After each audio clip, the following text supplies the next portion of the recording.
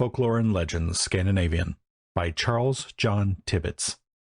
The Strange Builder.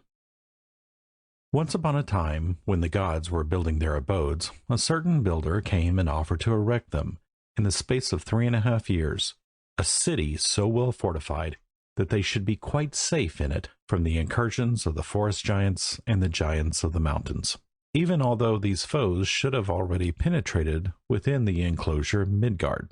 He asked, however, for his reward the goddess Freya, together with the sun and the moon. The gods thought over the matter a long while, and at length agreed to his terms, on the understanding that he would finish the whole work himself without anyone's assistance, and that all was to be finished within the space of one single winter.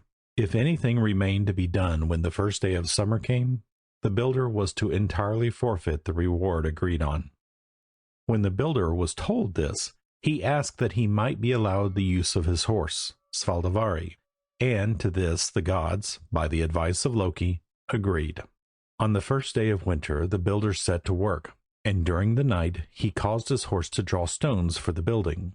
The gods beheld with astonishment the extraordinary size of these, and marked with wonder that the horse did much more work than his master. The contract between them and the giant had, however, been confirmed with many oaths and in the presence of many witnesses, for without such a precaution a giant would not have trusted himself among the gods, especially at a time when Thor was returning from an expedition he had made into the east against the giants. The winter was far advanced, and towards its end the city had been built so strongly and so lofty as to almost be secure. The time was nearly expired, only 3 days remaining, and nothing was wanted to complete the work save the gates, which were not yet put up. The gods then began to deliberate, and to ask one another who it was that had advised that Freya should be given to the one who dwelt in Jotunheim, and that they should plunge the heavens in darkness by allowing one to carry away with him the sun and moon. They all agreed that only Loki could have given such bad counsel, and that it would be only just to either make him contrive some way or other to prevent the builder accomplishing his work and having a right to claim his reward, or to put him to death. They at once laid hands on Loki, who, in his fright, promised upon oath to do what they desired, let it cost him what it might.